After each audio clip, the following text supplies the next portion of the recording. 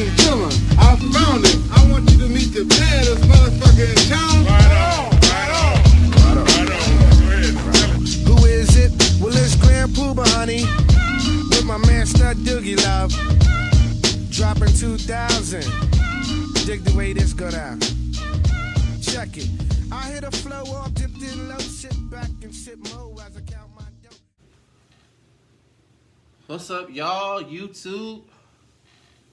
Apologize for the week delay. I ain't put up a new video, but I did put up my very first live feed this past Sunday. If y'all missed it, don't worry. It's still up. Watch on the replay. Shout out to those that did attend. Rider 71 and Texan Maryland Trucker. Salutes to y'all, and especially to you, Texan Maryland. Appreciate you giving me that aviation information on how to become a pilot, and that how me and you have the same interests in that field of work. So me sending you links and you return the favor. So appreciate that.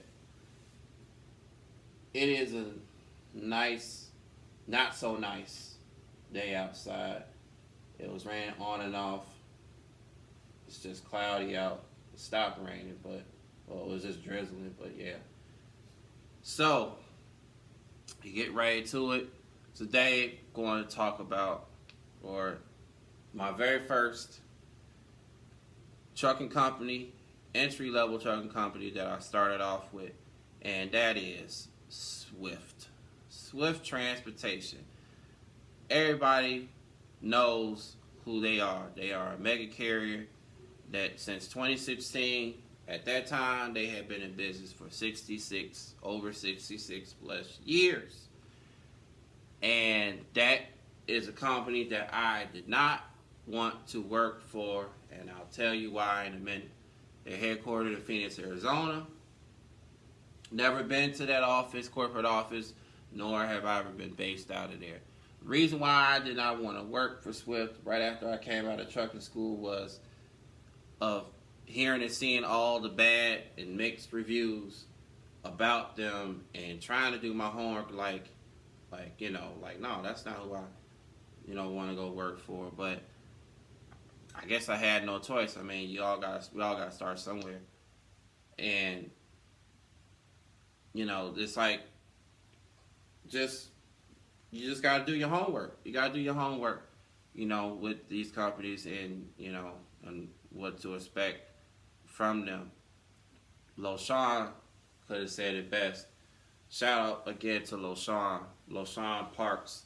He did a video on this about 3 years or so like that ago during his early YouTube stages on when it comes to OTR companies, who you want to, work for, who you pick, you got to do your homework.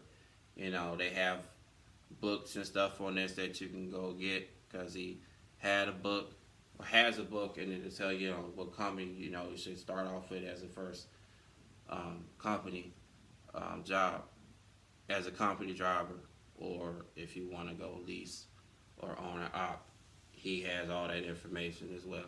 But yeah, shout out again to you, LoShawn, for that video. So, and another shout out for this video, for the Swift Transportation video, to Honey Badger 101. And everybody should know that watches and subscribes to her videos, including myself, that she is currently a company driver at Swift right now, with, I think she said, 3 months in with them, and altogether 3 months over the road driving experience from after coming fresh out of trucking school. So, and she also highly recommended me to do a review about Swift, and I was like, well, I was going to do a review anyway, so I appreciate that, honey. So this is for you and everybody else out there that's curious about those that are rookies, that that are just coming out of school, and if they want to know if Swift's a good company to work for or not. So let's get right to it. So Swift Transportation I was with them for 5 months, from June 2015 until November of 2015. So the year after 2014, when I graduated from Roadmaster in North Carolina, just north of Fayetteville, I put in an application. I put in an application for reefer division, refrigerated freight for their old central reefer account, Swift in West Valley City, Utah, terminal of theirs, where the refrigerated headquarters is located. It's a suburb outside of Salt Lake City. So, put in an application for that division. Oh, sorry, y'all. Put in an application for that division. Get a phone call from the recruiter saying, when can you start? When can you start orientation, so and so. So I told him right away. That coming Monday of June, and he was going to put me on a Greyhound bus all the way out there to West Valley in Salt Lake. I'm like, don't they have a terminal near my direction? And he's like, oh, we have a terminal that's 3 hours, a 3-hour drive up Richmond, in Richmond, Virginia, a Swift terminal up there. So I was like, okay, cool. So I take the bus up there from the capital city, Raleigh, North Carolina, all the way up to Richmond. Get off the bus at the station. A cab picked me up. It took me to the Best Western, where they put you in at, if they still do, down the street from the terminal and over where the airport is. So they pair you up with the roommate, because when I checked into the room, another guy's luggage was already, it's the same sets. You don't have the opposite sets as a roommate. But another guy's luggage and stuff was already in the room. Guy was in the bathroom. When he came out, you know, he introduced himself, Caucasian guy. He had no problems. You know, come downstairs, you know, that Monday morning to have breakfast in the lobby. And the Swift, they have a shuttle van. The company shuttles, they come pick you up. And, excuse me, they come down and pick you up and take you down the street to the terminal. Bring you down to the terminal, and so you can go meet the orientation facilitator. Tongue twisted. The facilitator comes down, and he it's a black guy. He's cool, very cool, laid back dude. Comes to meet you, brings you into the classroom. It's like a classroom. You sit down, all your materials, books and stuff, and all that name tag or whatever is in the seat, in the chair. He goes ahead and introduces himself. We get right down to business and talks about, you know, what they have to offer at Swift and what they expect from you, you know, once you get hired and things of that nature. Excuse me. And so I will tell you all this. Swift is not an from what I was told before I joined them, once I was there and after I left, and still to this day, they're not an open door policy. This is all gossip, but they're not an open door policy, which I can believe is so true. Because when what other drivers that were there or are still there would tell or say, you know, you can't get a word in edgewise when, you know, trying to speak to corporate, you know, in Phoenix, and the founder, Jerry Moyes, the CEO and founder of the company, you know, just say some negative things. But like I said, me doing my homework and seeing such mixed and negative reviews, you would expect such, but, you know, but to each his own, you know, you just make the best of it, you know, how you go about it. But yeah, they're not an open door policy from what I was told, but I was only with them for 5 months. I never made it to that point to try to speak to corporate or anything like that. So during orientation, you then meet the road tester who tests you, a creepy guy who tests us out there in the city, brings us back, and we do our backing test, you know, once we're done.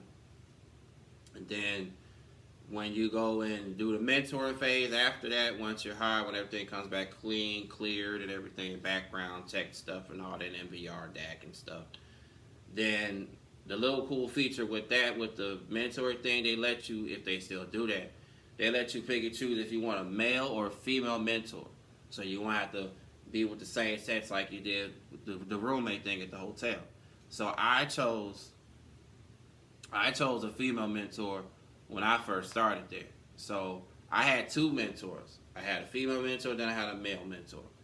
The female mentor I had, sweet, loving, caring person, woman. She was a company driver, was on a Target dedicated account at the time, and we would run the Midwest, a little bit of the Northeast, and back down south.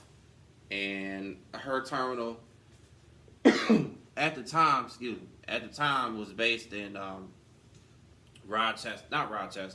Syracuse. They have a terminal in Syracuse, New York, for Swift. Their terminals scattered throughout the country, pretty much, but they don't have or didn't have a terminal in North Carolina. I don't know if they do now. Like I said, I was in 2015 when I was with them. So she was, like I said, she was very nice.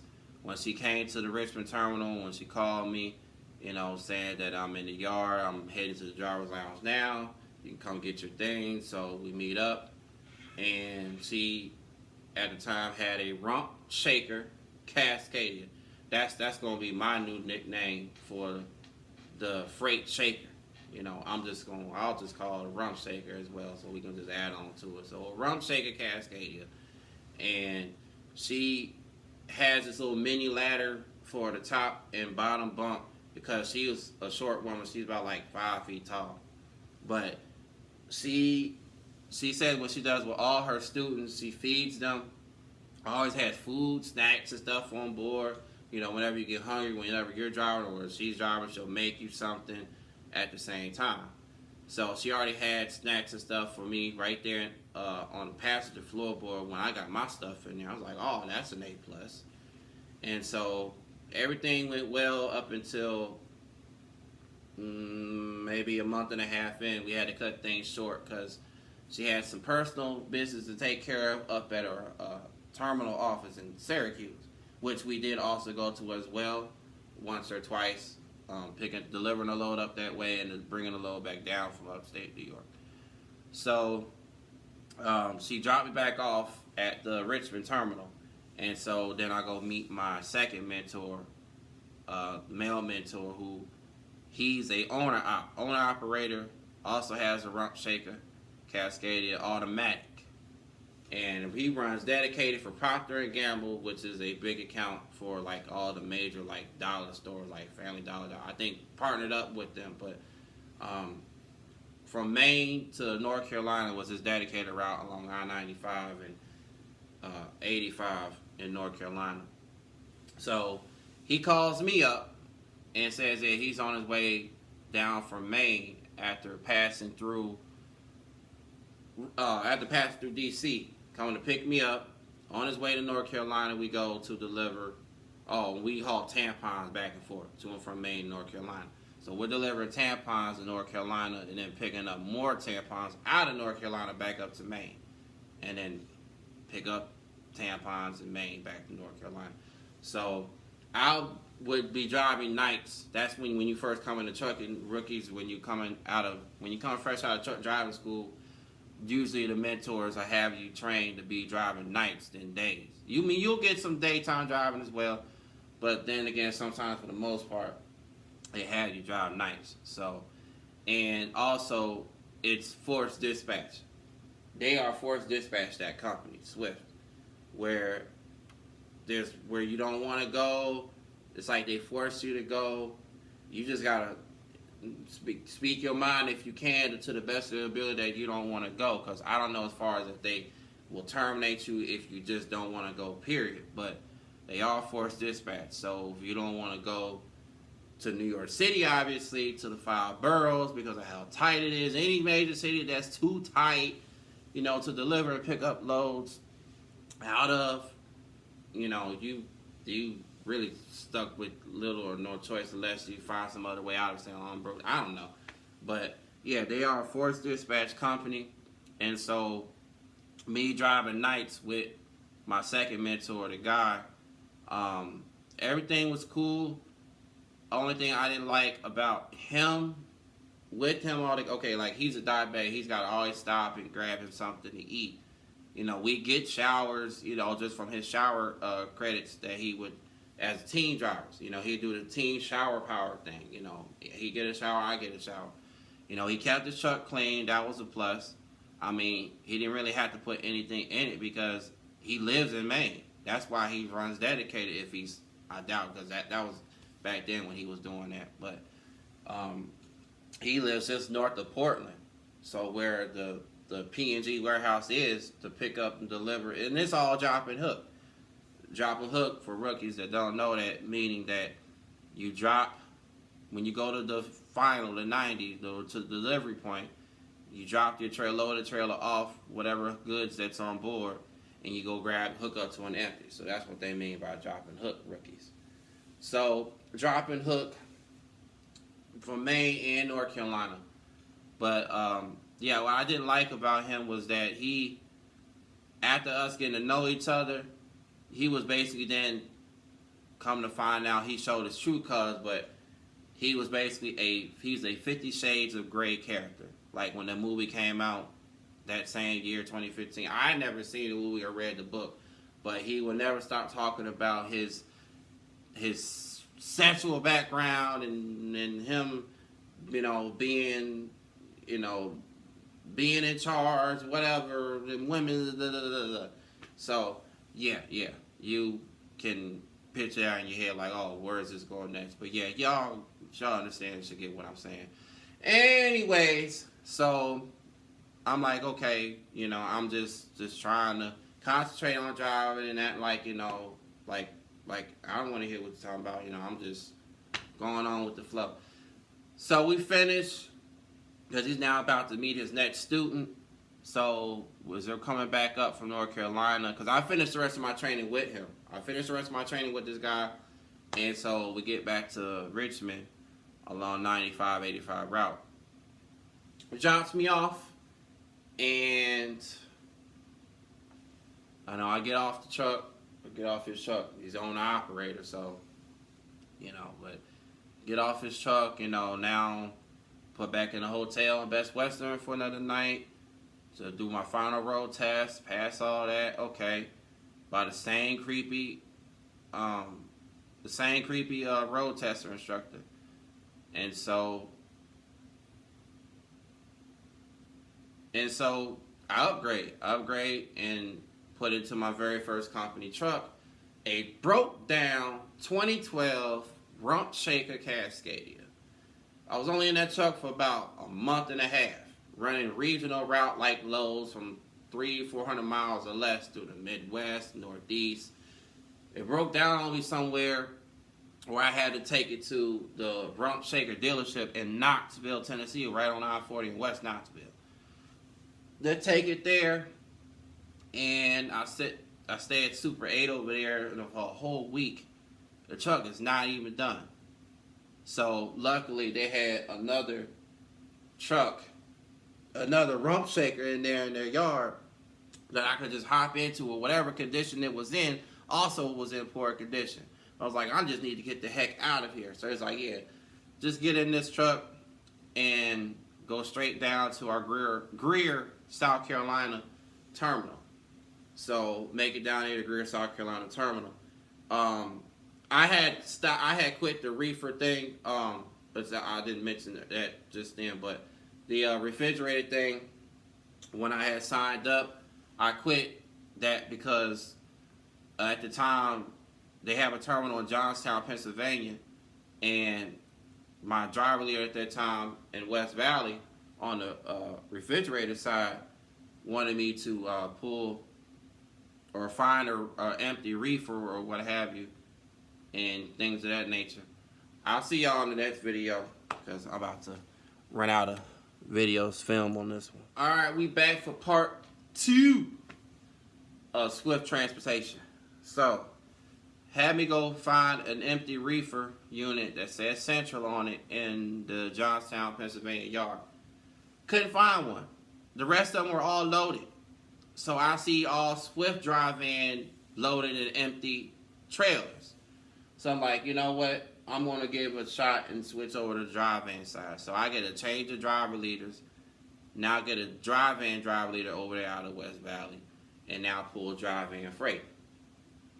So, but then fast forward back to where I said was going to Greer, South Carolina in the second truck. I only been in 2 of their company trucks. And they also offer their, the Swift Academy training program for truck driving in Richmond and some of the terminals that, that they have. So, also they provide simulators where you have to get in a simulator where it is a requirement. It's like a random on-the-spot drug test. You got to get in the simulator. What is it called? The Swift Decision Driving Test or whatever simulator. And they have them at the following locations in such terminals. I know the one in Atlanta has one. Decatur, Georgia, the suburb of Atlanta, that has one where I had to get in that thing, and it's like they set you up to fail. You get in the thing and you do everything, they tell you to do. It's like they fail you, try to fail you anyway. So then pretty much, when I was in the second truck, with them doing the dry van freight with Swift, the next couple of months, then I started requesting for loads to go cross country all the way to the West Coast. I got that opportunity when I went, after I finished the delivery to their Costco yard in Morris, Illinois, which is about an hour and a half west of Chicago on I-80 and 88. And so, hold on, y'all. Apologize about that, y'all. I had to take a personal phone call real quick. So, what was I talking about? I was talking about the terminals. I was talking about going out west, the West Coast, with loads on the dry van side, to get more miles. So I got that opportunity when I came out of their Costco distribution center outside of Chicago in Morris, Illinois, to go all the way to, from the Costco yard to a Costco store in Sioux Falls, South Dakota, then pick up something out of Sioux Falls and head all the way out to Utah. Just along I-15 between Salt Lake City and Las Vegas. And by the time I got out there, then go deliver or pick up in Nevada. No, go pick up in Utah and deliver to California. Stockton, California. No, not Stockton. Modesto, California. Then go pick up in Stockton and then head back east to Ohio. Columbus, Ohio, I want to say. And with the 5 months I had in, then all of a sudden, they called, my driver leader at that time called me and said, yeah, we need to bring you in, so-and-so. And so, they said, yeah, we need to bring you in.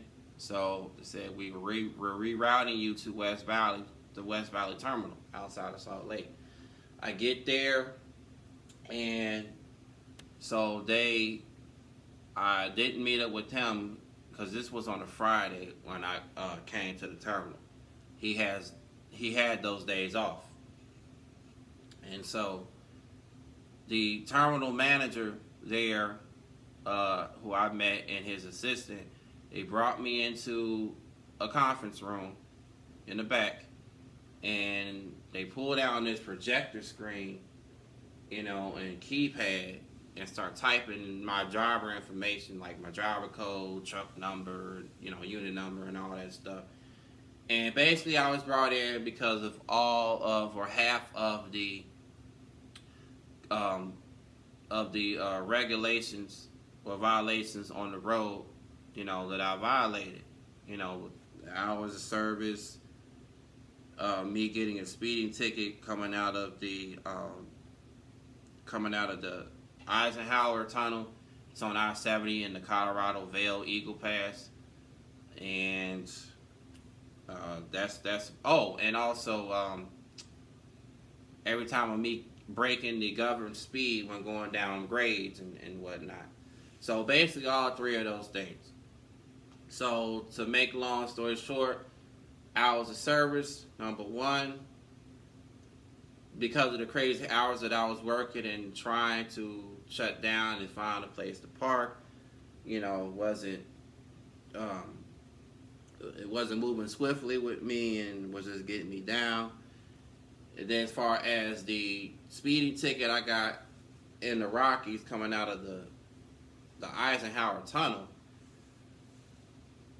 I was trying to maintain doggone 45 miles an hour, but had no idea or to expect the Colorado State Trooper to be waiting on the other side of the tunnel. And said, well, you were doing 3 to 5 miles an hour, or 10 miles an hour over. And like, no, I'm just trying to maintain 45. So I get bagged for that. I get hammered for that. And then for breaking the government speed but going down Seagrass, yeah, I did take full responsibility. Like 72, 73 miles an hour, and then, slowing down a bit. So that was like, those were the two main things that they brought up.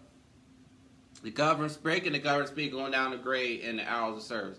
Now the hours of service and government speed, when they pull that down on the projector screen, it'll show you, they'll tell you, it'll say, oh, you were doing 72 miles an hour for like 3 minutes, 4 minutes. Or want to say, oh, I was doing it longer than that. There's no way longer than that I can hold 72 going down a hill.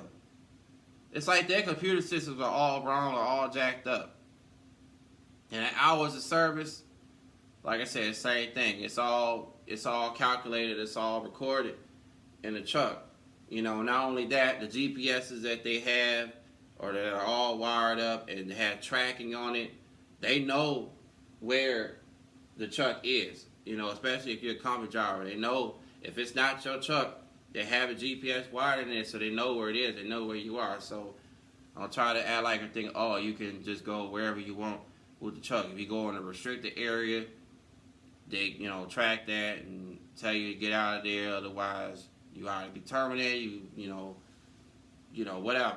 They know if it's, like I said, not where it's supposed to be. Club, nightclub, bar, strip club, whatever. It's like they kind of like micromanage you. Let's put it that way. It's like when you just trying to shut down and you somewhere where you think you can be, or they're like, oh, get moving, or we're talking about a mega carrier here. So they always got eyes on all of its company equipment, 24/7, 365.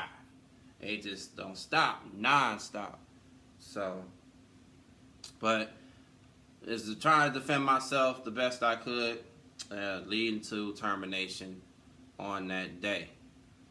So that is my whole review in a nutshell on me being with Swift those 5 months with transportation. Now, I made my own way back home. They was going to put me back on the bus. I flew back to North Carolina. So, just like how I did when I told y'all about the situation at Covenant with my DAC and stuff, and when I was going to work for them at first. So, again, if you all hope that this all helps anybody, if they, want to know more information, again, you can go contact Honey Badger 101 because she is currently employed there with them, and I think she also mentioned of having a 1 year contract with them right now, and then wherever that goes, and she'll probably vendor go somewhere else. But yeah, she's currently with them right now. So your best bet is to contact her or anybody else on here on YouTube that's currently at Swift or were at Swift that are veterans with Swift, they can give you more information than what I had experienced and encountered when I was there. So that is today's video, and until next time, my next video will probably just be when I was at Navajo, my second trucking company after that. or when till then. So, but that's all I got. We can give y'all today. So, oh, one more final shout out before I go. Shape World 15. Shape World 15. If you're out there listening or watching, just check it in just to be sure, make sure if you didn't find yourself something local, a local company yet, and hope everything is working out for you with that. So, shout out to you and hope all is well. So, would like to know some results. And anybody else about the Swift, you can leave your comments down below. Your experience and when you were there or currently there. Thumbs up if you liked your experience there, and along with this video, thumbs down if you don't. Hey, it's all good. Good vibes over here. All good. From my channel to your channel, thank you all for watching. For Oz, we get down, no doubt. Down for Oz, we get